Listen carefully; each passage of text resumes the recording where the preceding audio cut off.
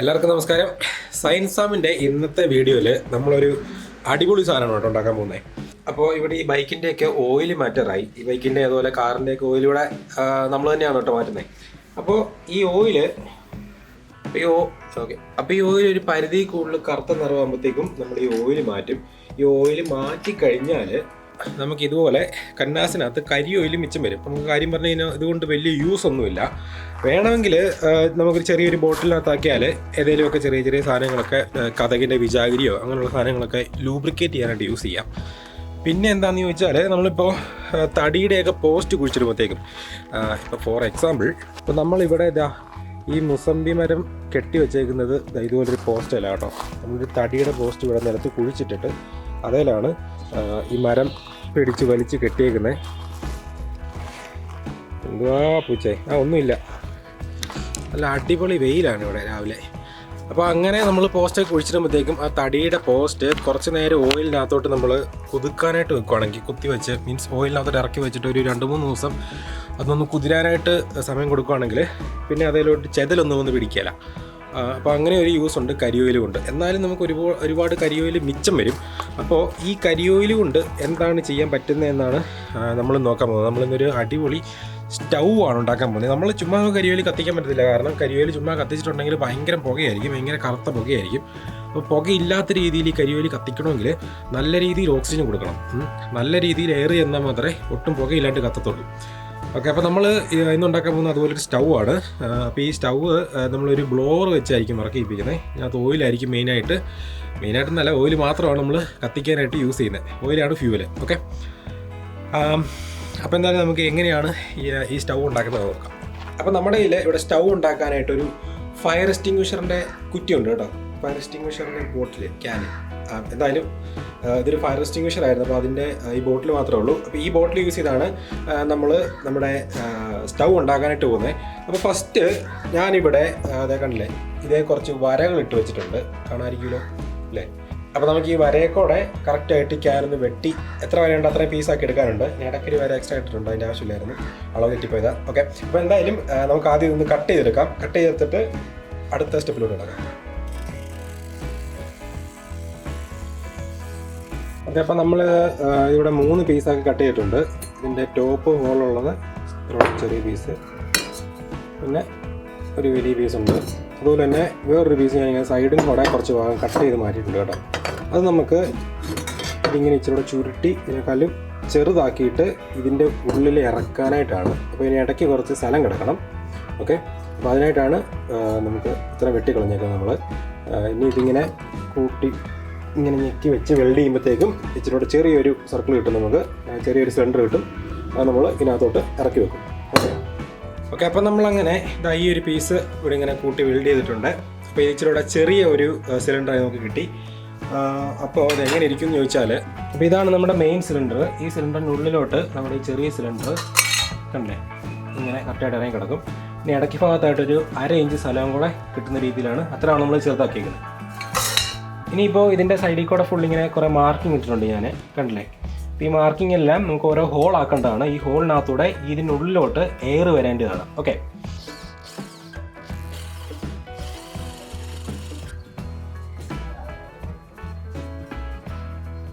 അപ്പോൾ ഞാനിവിടെ ചെറിയൊരു മെറ്റലിൻ്റെ പീസ് എടുത്തിട്ടുണ്ടോ, നല്ല റൗണ്ടായിട്ടുള്ള, അത്യാവശ്യം റൗണ്ടായിട്ടുള്ളത്. അപ്പോൾ ഇതിൻ്റെ ഒരു സെൻറ്റർ ഭാഗം നോക്കിയിട്ട് നമ്മളിപ്പോൾ ഹോൾ ഇട്ട സിലിണ്ടർ ഇതിലോട്ട് നമ്മൾ വെൽഡ് ചെയ്യാൻ പോവാണ്.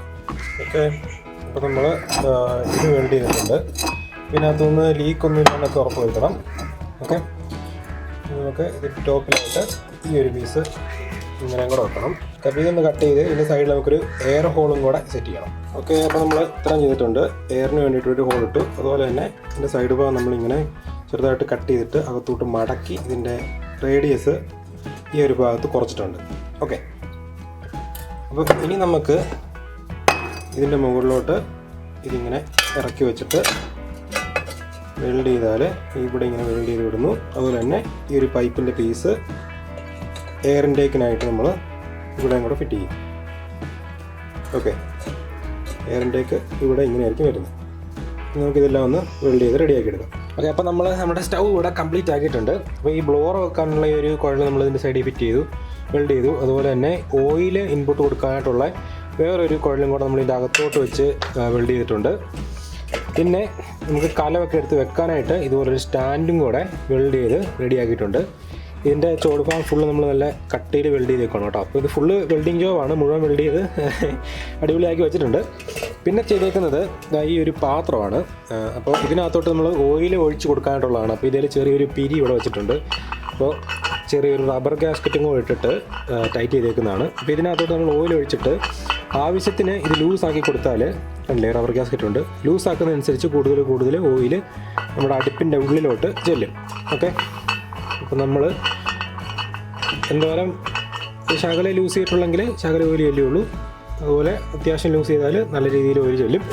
അപ്പോൾ ഇനി നമുക്ക് ചെയ്യാനുള്ളത് കുറച്ച് പെയിൻ്റ് അടിക്കാനുള്ളതാണ്. ഇപ്പോൾ ഇതൊന്ന് പെയിൻ്റ് അടിച്ച് നമ്മൾ ഫുള്ള് ബ്ലാക്ക് അടിച്ചിട്ട് നല്ല കാണാൻ നല്ല ഭംഗിയുള്ള രീതിയിൽ ഒന്ന് പെയിൻ്റ് അടിച്ച് സെറ്റാക്കി എടുക്കാൻ പോകണം.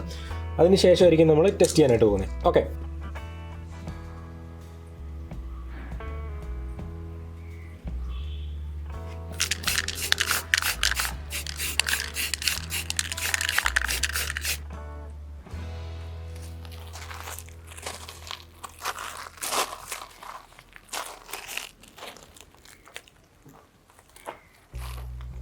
അപ്പോൾ ഇതാണ് നമ്മുടെ സെറ്റപ്പ്.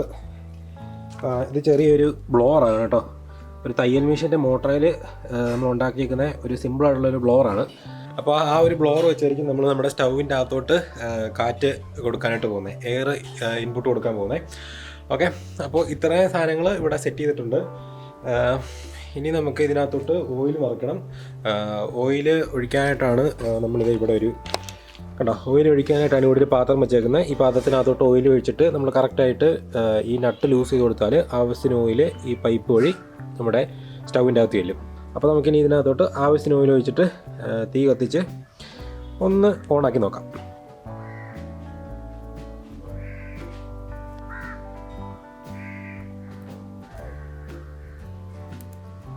ഓക്കെ, അപ്പോൾ ഇതിനകത്തോട്ട് നട്ട് ലൂസ് ചെയ്യുന്നതനുസരിച്ച് പയ്യെ ഓയിൽ വീഴുന്നുണ്ട്. നമുക്കിങ്ങനെ നൂല് പോലെ ശകലം ചെയ്ത് ഓയിൽ വീണാൽ മതി. അപ്പോൾ അങ്ങനെ കറക്റ്റായിട്ട് ഓയിൽ വീഴുന്നുണ്ട്. ഓക്കെ, അപ്പോൾ ഞാൻ ഇനി ഇതിനകത്തോട്ട് കുറച്ച് വേസ്റ്റ് ഇടാൻ പോകണം കേട്ടോ. ഓക്കെ, വേസ്റ്റ് എന്ന് പറഞ്ഞിട്ടുണ്ടെങ്കിൽ എന്തെങ്കിലും തുണി മതി, കോട്ടൻ്റെ തുണി. ഓയിൽ വേണമെങ്കിൽ നമുക്ക് ഇതിനകത്തോട്ട് നേരിട്ട് ഒഴിക്കാം കേട്ടോ, പ്രശ്നമൊന്നുമില്ല.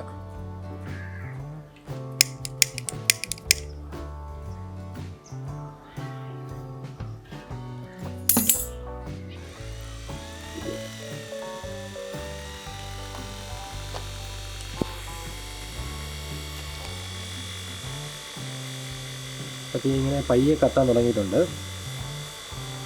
ഓക്കെ, അപ്പോൾ ഇനി ഈ തീ ഒന്ന് ഈ ഫുള്ളൊന്ന് ചൂടായി വരുമ്പോഴായിരിക്കും ഇനി തീ നല്ല രീതിയിൽ കത്താനായിട്ട് തുടങ്ങുന്നത്.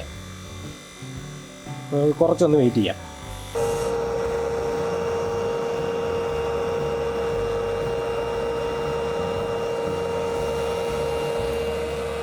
ശകലം പോലും പുകയില്ല കേട്ടോ, പുകയൊന്നും ശകലം പോലും ഇല്ല, നല്ല ക്ലീൻ ആയിട്ട് തന്നെയാണ് കത്തുന്നത്.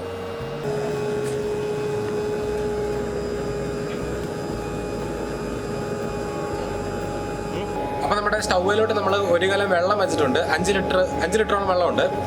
നമ്മൾ സ്റ്റോപ്പ് വാച്ചും വെച്ചിട്ടുണ്ട്, എത്ര നേരം കൊണ്ട് ഈ വെള്ളം ഒന്ന് തിളയ്ക്കുന്നുണ്ട് എന്നറിയാനായിട്ട്. ഓക്കെ, അപ്പോൾ ഇനി നമുക്ക് വെയിറ്റ് ചെയ്യാം.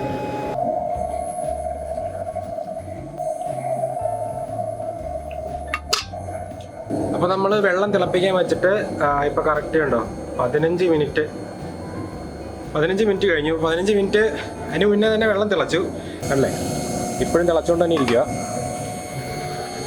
അപ്പോൾ നമുക്ക് എന്തായാലും ഇനി ഈ ബ്ലോവർ അങ്ങ് നിർത്താം.